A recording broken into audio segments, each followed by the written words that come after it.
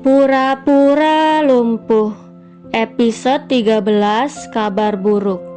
Karya Via Raya.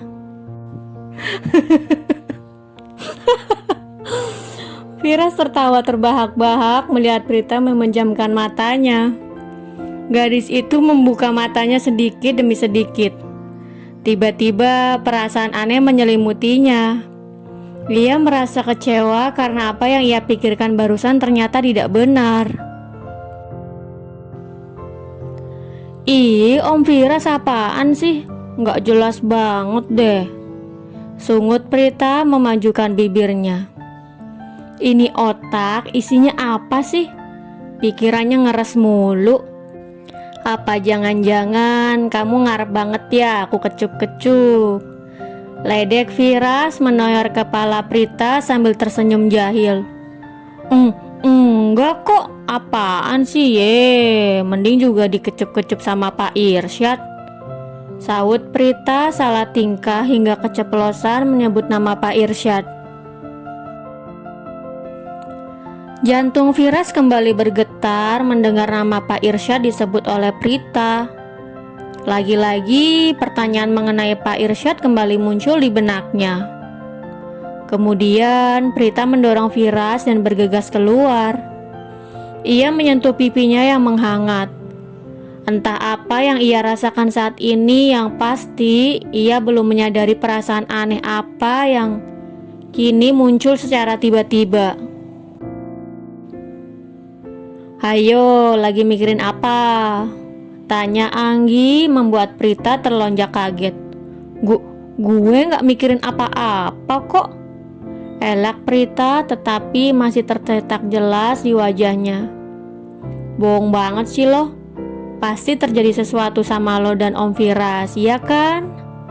Tebak Anggi melihat Firas masuk ke dalam ruang ganti bersama Prita. Ngomong-ngomong, mana baju yang mau lo beli?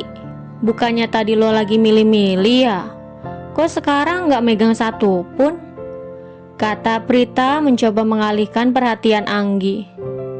Astaga, gue lupa tadi ditaruh di mana.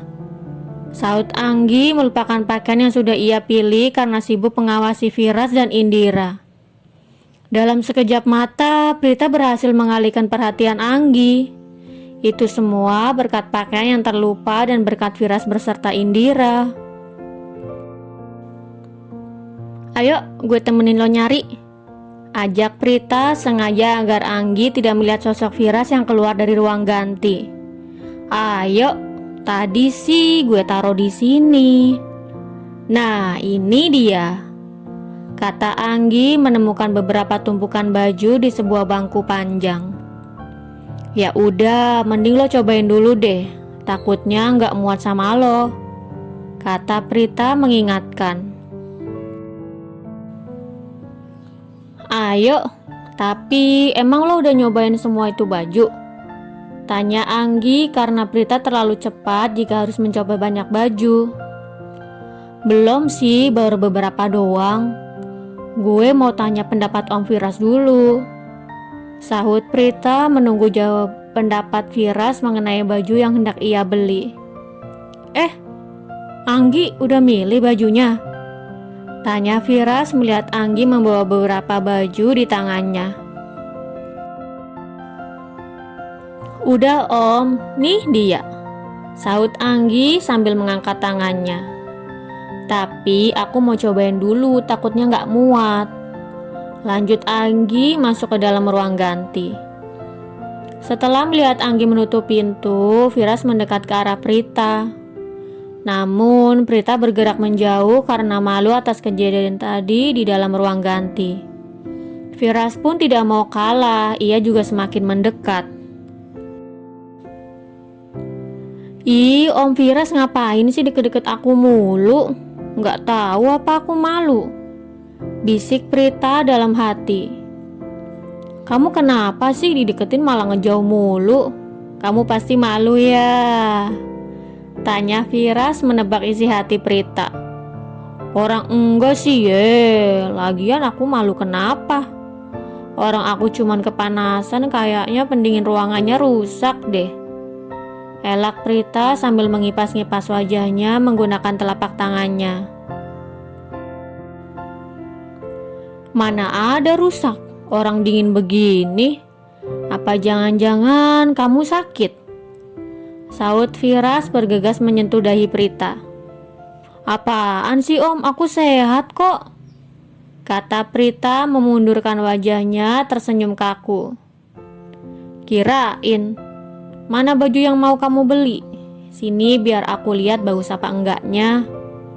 Sahut Firas menanyakan semua pakaian yang ia berikan pada Prita tadi. Bentar ya om, tunggu Anggi selesai dulu. Entar aku cobain satu-satu deh. Kalau yang ini menurut Om Firas gimana? Sahut Prita. Kemudian ia bertanya pada Firas mengenai baju yang ia kenakan saat ini. Menurut aku bagus kok, sahut Firas. Beberapa menit kemudian Anggi keluar dari ruang ganti. Kini giliran Prita yang mencoba semua baju untuk meminta pendapat Firas. Dan proses mencoba baju, Prita menghabiskan waktu selama 1 jam karena terlalu banyak baju yang Firas belikan. Setelah itu mereka pergi mencari sebuah restoran untuk makan malam. Lo mau makan apa, Anggi?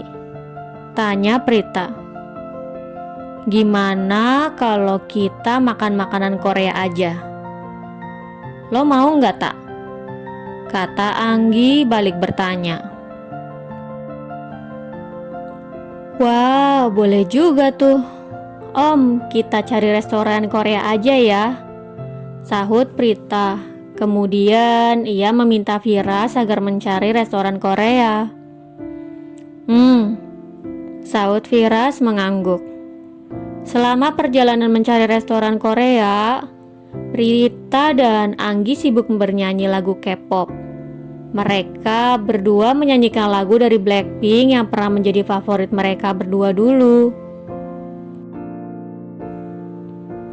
Prita menyanyi sambil menggerak-gerakkan tubuhnya dan menunjuk-nunjuk ke arah Firas. Sementara sang empu hanya tersenyum melihat tingkah Prita dan Anggi. Ia mengacak rambut Prita dengan gemas. Entah kenapa ia terlihat sangat bahagia menyaksikan Prita dalam keadaan seperti ini. Apa karena ia tidak pernah merasakan yang namanya masa muda? Ketika ia masih muda, ia selalu disibukkan dengan yang namanya belajar. Ia dituntut oleh keluarganya untuk belajar dengan giat sejak muda. Karena memang ia merupakan ahli waris satu-satunya yang harus meneruskan perusahaan keluarga. Jadi ia tidak pernah yang namanya bersenang-senang seperti yang Prita dan Anggi lakukan saat ini.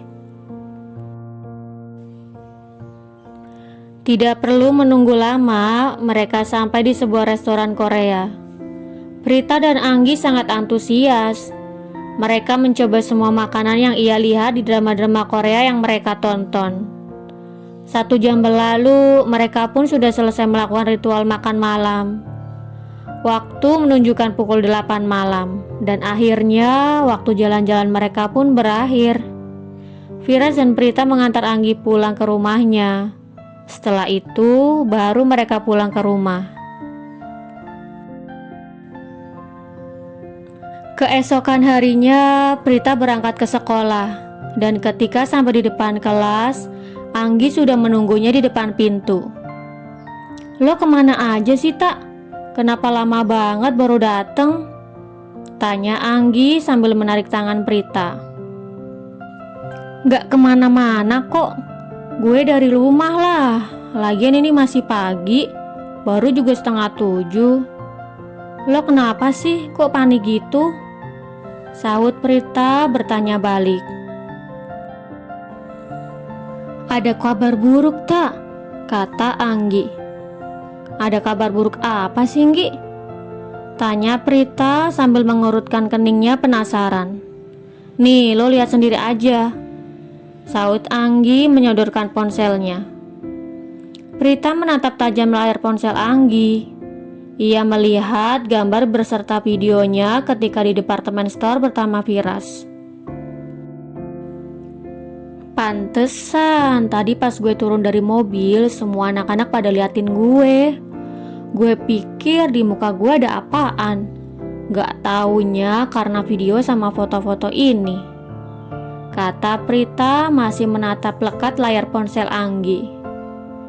Pasti seisi sekolah udah lihat video lo sama Om Firas tak? Terus lo mau gimana? Saud Anggi bertanya apa yang akan Prita lakukan. Ya pasti dong Gi, kan itu diunggah di komunitas sekolah. Pasti semua guru dan murid udah pada lihat.